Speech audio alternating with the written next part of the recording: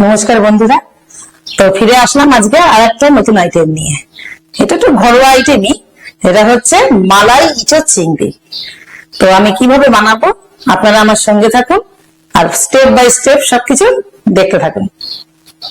তো মালাই ইঁচড় চিংড়ি বানানোর জন্য আমি এখানে একটা বড় সাইজের আলু কেটে সিদ্ধ করে রেখেছি, আর ইঁচড়টাও আমি কিন্তু সিদ্ধ করে রেখেছি।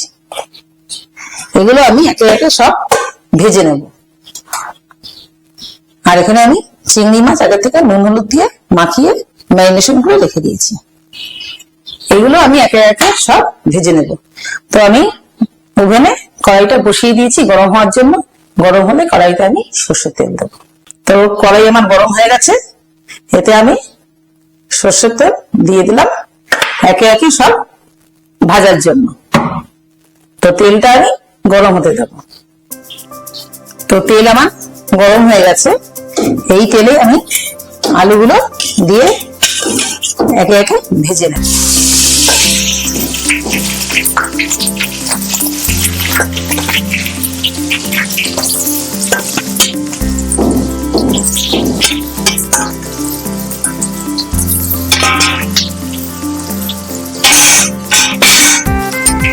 আলুগুলো আমি তেলে ভালো করে ভেজে নেব। এর মধ্যে আমি একটু নুন আর হলুদের গুঁড়ো দিয়ে দেবো, হাফ চামচ হলুদ গুঁড়ো,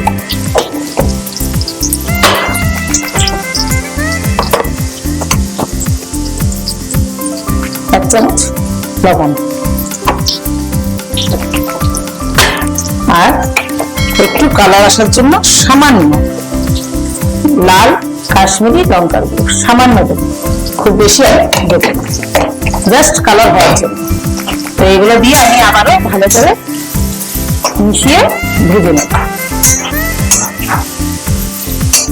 কাশ্মীরি লাল লঙ্কার গুঁড়োটা দিলে কি হবে, সামান্য কালারটা দেখবেন খুব সুন্দর আসবে। তো আলুগুলো আমি লাল করে ভেজে নেব।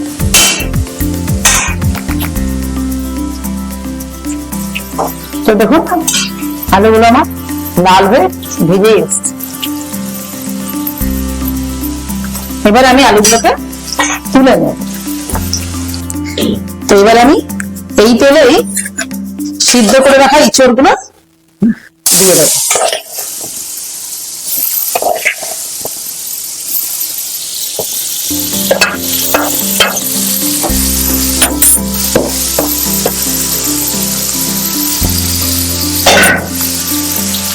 ইঁচড়টাকে আমি ভালো করে লাল করে ভেজে নেব। তো ইঁচড় ভাজতে ভাজতে আপনাদের একটা কথা বলি, আপনারা দেখে রাখুন বন্ধুরা। চিংড়ি মাছ যখন বাজার থেকে নেবেন তখন তো ছাড়িয়ে নেবেন, কিন্তু বাড়ি এসে অবশ্যই কেটে এরকম দু টুকরো করে নেবেন। দেখুন আমি কেটে দু টুকরো করে নিয়েছি। না তো কি হবে, এই যে চিংড়ি মাছের ভিতরে যে কালো সুতোর মতন যে নদীগুলো থাকে না, ওগুলো চিংড়ির খাদ্য নদী, ওগুলো কিন্তু কেটে গেলে ডায়রিয়া হয়ে যেতে পারে। তো একদম ভীষণ কেয়ারফুল থাকবেন আপনারা। চিংড়ি মাছ যত বড়ই আনুন বা ছোটই আনুন না কেন, চিংড়ি মাছটা কেটে চিংড়ির যে খাদ্য নদীটা ওটা আস্তে করে দেখবেন, দুটো লোকের সাহায্যে এরকম ধরবেন, দেখবেন আস্তে করে টানবেন, দেখবেন বেরিয়ে আসবে। ওগুলো কিন্তু কেটে গেলে, বাচ্চা বলুন আমাদের বড়দের বলুন, কেটে গেলে কিন্তু ডায়রিয়া হয়ে যেতে পারে। তো আপনারা কিন্তু এই বিষয়ে বি কেয়ারফুল থাকবেন। তো ইঁচড়টার মধ্যে আমি আবারও যে ভাজছি, আবারও আমি হাফ চামচ লবণ, একটু হলুদের গুঁড়া হাফ চামচ, আবারও সামান্য একটু কাশ্মীরি লাল লঙ্কার গুঁড়ো দেবো, খুব সামান্য, জাস্ট কালারটা আসার জন্য। তো আপনারা যদি মনে করেন যে একটু ঝাল খাবেন, তো আপনারা দিতে পারেন, ঝালটা যে যেমন খায়, কিন্তু কাশ্মীরি লাল লঙ্কার গুঁড়ো একটু কালার হওয়ার জন্য দিলেই হবে। এই রান্নাটা বেশিরভাগ কাঁচা লঙ্কা বাটাই লাগবে। আমি সব উপকরণ গুলোকে দিয়ে আবারও ভালো করে মিশিয়ে নেব, যতক্ষণ আমার ইঁচড়টা ভাজা ভাজা না হয়ে আসছে। তো বন্ধুরা দেখুন আমার ইঁচড়টা কিন্তু ভাজা হয়ে এসছে। যেহেতু আমি আগের থেকে বয়েল করে রেখেছিলাম সেহেতু খুব বেশি সময় আমার লাগেনি। এবারও আমি একটা পাত্রে ঢেলে নেব। তো আমি চিংড়ি মাছটা ভাজার জন্য একটা কড়াইতে আবারও কিছুটা সর্ষের তেল দিয়ে দিলাম। আলু আর ইঁচড় তো আমি আগেই ভেজে রেখেছি। এবার আমি এই যে চিংড়ি মাছগুলো কেটে রেখেছিলাম, কেটে নুন হলুদ দিয়ে ম্যারিনেশন করে রেখেছিলাম, তো এগুলো আমি তেলে দিয়ে দেবো।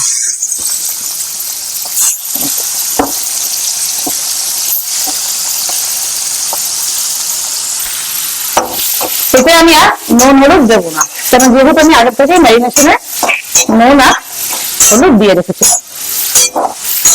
এগুলোকে আমি ভালো করে ভেজে নেব, না তো একটা আস্তে গন্ধ আসবে কম ভাজা হলে। চিংড়ি মাছটা আমার ভাজা হয়ে গেছে লাল লাল করে। এবার এটা আমি নামিয়ে নেব। তো কড়াইতে আমি কিছুটা পরিমাণ সর্ষের তেল আর কিছুটা পরিমাণ আমি ঘি মিক্সড করে দিলাম। এবার আমি ফোড়নের জন্য এখানে তেজপাতা আর গোটা গরম মশলা রেখে দিয়েছিলাম, ফোড়ন দিলাম। এরই মধ্যে আমি একটু জিরে সামান্য ফোড়নে দিয়ে দিলাম। ফোড়নটাকে আমি এখন ভালো করে ভেজে নেব।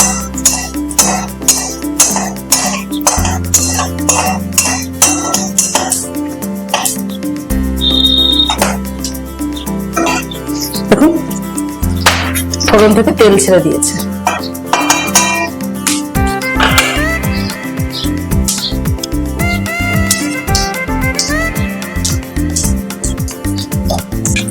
ভাজা হয়ে গেছে। এর মধ্যে আমি ভেজে রাখা ইঁচড় দিয়ে দেবো।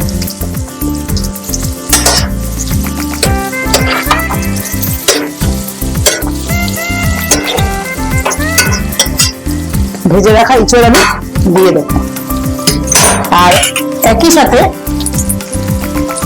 ভেজে রাখা আলু আর চিংড়ি মাছটাও দিয়ে দেবো।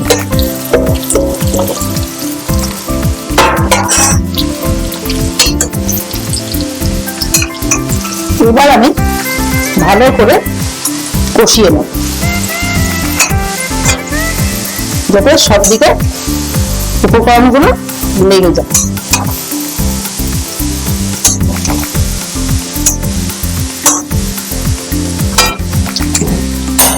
এর মধ্যে আমি অ্যাড করব একটু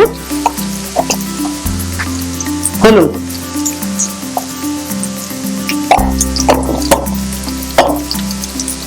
এক চামচ হলুদ, এক চামচ লবণ।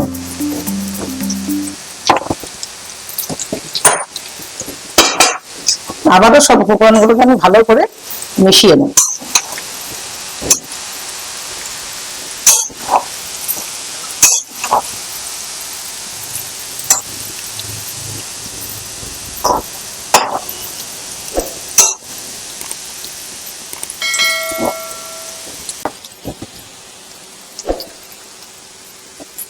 আমার মশলাটা প্রায় কষে এসছে, তো এর মধ্যে আমি এক চামচ রসুন বাটা দিয়ে দেব,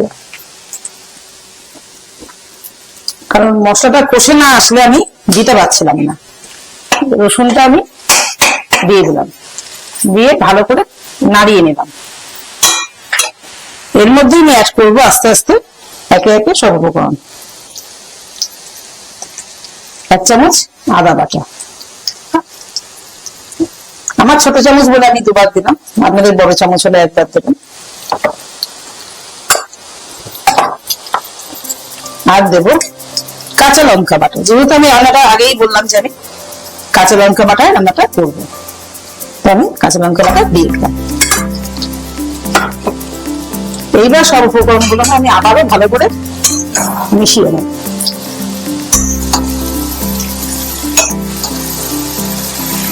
যাতে মশলা থেকে একটা আঁশটি গন্ধ না আসে।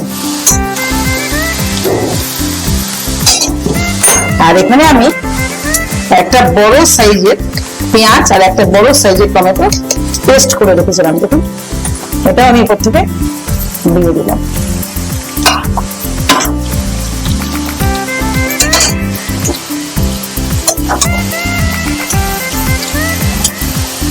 এটা আমি ভালো করে নেড়ে নেব।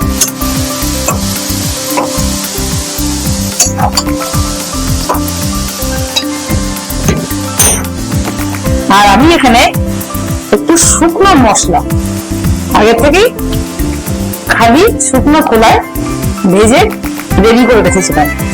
এখানে আমি দিয়েছি 1 চামচ গোটা ধনে, 1 চামচ গোটা মৌরি, 1 চামচ গোটা জিরা, একটা তেজপাতা আর 2টো শুকনো লঙ্কা। আমি শুকনো খোলায় এটাকে ভেজে আগে থেকে আমি ডাস্ট একটা তৈরি করে রেখেছিলাম। তো এটাই আমি উপর থেকে দিয়ে দেব। মশলাটা যে কোনো রান্নায় দেখবেন, একটা টিপস আপনাদের দিই, যে কোনো মশলা দেখবেন একটু ভেজে রান্না করলে না একটা আলাদা স্বাদ হয়, মানে স্বাদের টেস্টটাই মানে পাল্টে যায়। আমরা জিরে ধনে ধরুন গরম মশলা গোটা তেজপাতা আমরা তো রান্না করি, ফোড়নে দিই মশলা হিসেবে। রান্নার মশলাগুলো যদি আমরা একটু ভেজে নিই না, দেখবেন খেতে ভালো লাগে, টেস্টটা ডবল। তো মশলা দেখুন আমার সব দিকে সমান ভাবে লেগেছে এবং কষে এসছে, আর খুব সুন্দর কালার, খুব গন্ধটা খুব ভালো বেরিয়েছে। দেখুন কি সুন্দর কালারটা হয়েছে। এতে আপনারা চাইলে আরেকটু কাশ্মীরি লাল লঙ্কার গুঁড়ো দিতে পারেন, বাট আমি দেবো না, কারণ আমি অতটা ঝাল দেবো না, ঝাল একটু কম খাবো, আপনারা যে যেমন খান সেই তেমন ভাবে দেবেন। আর এখানে আমি 25 গ্রাম, ঠিক 25 গ্রাম কাজু কিশমিশ একসাথেই বেটে রেখে দিয়েছিলাম। দেখুন যেহেতু আমি মালাই চিংড়ি বানাবো, তো সেহেতু আমি কাজু কিশমিশ বাটাটা আমি দিয়ে দিলাম থেকে। আর এখানে আমি 100 গ্রাম টক দই আগে থেকে একটু নুন দিয়ে ফেটিয়ে রেখেছিলাম, এটাও আমি উপর থেকে দেখুন দিয়ে দিলাম।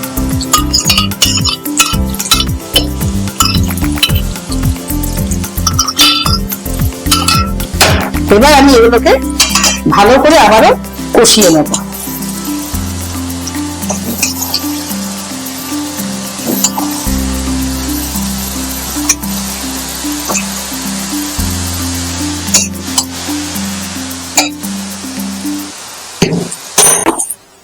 আর মিষ্টির জন্য আমি এখানে 2 চামচ চিনি অ্যাড করলাম। মিষ্টি এখন কেউ খুব বেশি খায় না, আপনারা যে যেমন খান সে তেমন ভাবে দিয়ে নেবেন।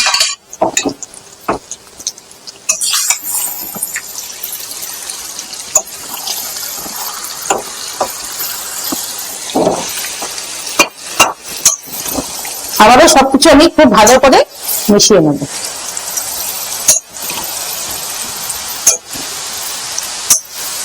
মশলা থেকে দেখুন তেল ছেড়ে এসছে আর খুব সুন্দর একটা গন্ধ এসছে। তো দেখুন আমার ইঁচড় চিংড়ি কিন্তু পুরো কষানো একদম রেডি, খুব সুন্দর একটা কালার এসছে, খুব সুন্দর একটা গন্ধ এসছে। এবার আমি এই পাত্রটা মশলা ধুয়ে আগে থেকে জল দিয়েছিলাম, এটা আমি দিয়ে দেবো।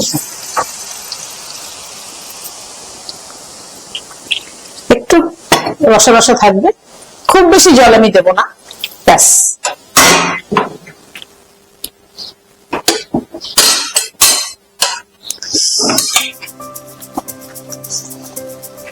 যাতে একটু রসা রসা হয়, যেহেতু এটা ভাত দিয়ে খাবো সেহেতু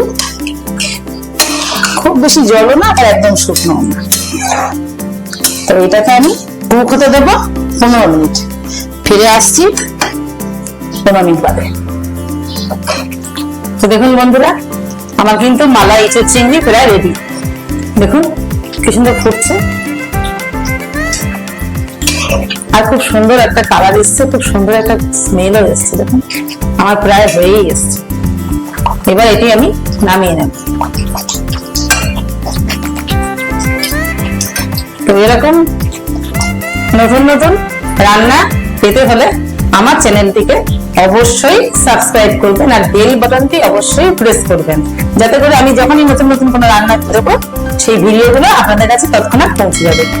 আর আপনারা কিন্তু অতি অবশ্যই আপনাদের মধ্যে, আপনাদের বন্ধু বান্ধবের মধ্যে কিন্তু এটি বেশি বেশি করে শেয়ার করবেন আর কমেন্টস করতে ভুলবেন না কিন্তু।